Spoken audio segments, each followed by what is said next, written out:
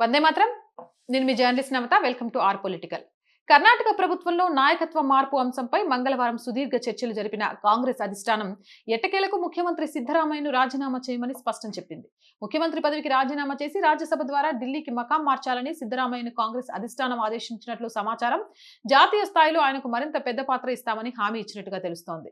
భవిష్యత్తు సవాళ్లను దృష్టిలో ఉంచుకొని రాష్ట్రంలో మార్పులు తీసుకురావడం, పార్టీని ప్రభుత్వాన్ని పునర్వ్యవస్థీకరించడం వంటి చర్యలు చేపట్టాలని యోచిస్తున్నట్లు కాంగ్రెస్ అధిష్టానం ముఖ్యమంత్రికి తెలియజేసినట్లు తెలుస్తోంది.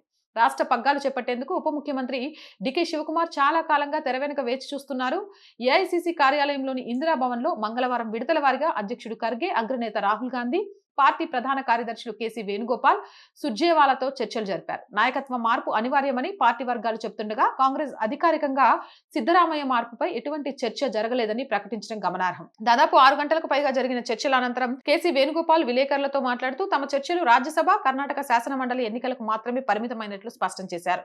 నేటి చర్చలు కేవలం రాజ్యసభ ఎన్నికలు, ఎమ్మెల్సీ ఎన్నికల చుట్టూ మాత్రమే జరిగాయి.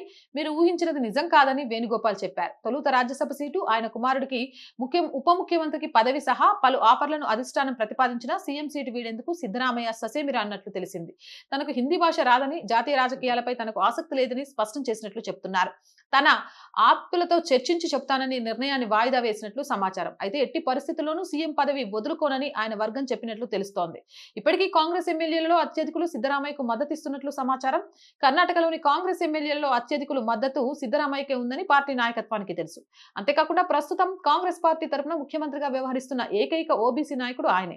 పార్టీలో తిరుగుబాటులు, ఆధిపత్య పోరులు తలెత్తకుండా ఉండేందుకు గాను సిద్ధరామయ్యకున్న హోదాను దృష్టిలో ఉంచుకొని ఆయనకు తగిన గౌరవం దక్కేలా చూసుకుంటేనే ఈ నాయకత్వ మార్పు ప్రక్రియ అత్యంత జాగ్రత్తగా నిర్వహించాల్సి ఉంటుందని సంబంధిత వర్గాలు తెలిపాయి. ఏదేమైనా సిద్ధరామయ్య పోస్టు ఊడిపై డీకే శివకుమార్ కి పట్టం కట్టడానికి అధిష్టానం సిద్ధంగా ఉంది. కాకపోతే సిద్ధరామయ్యను బుజ్జగించే పనిలో ఉన్నట్టుగా తెలుస్తోంది.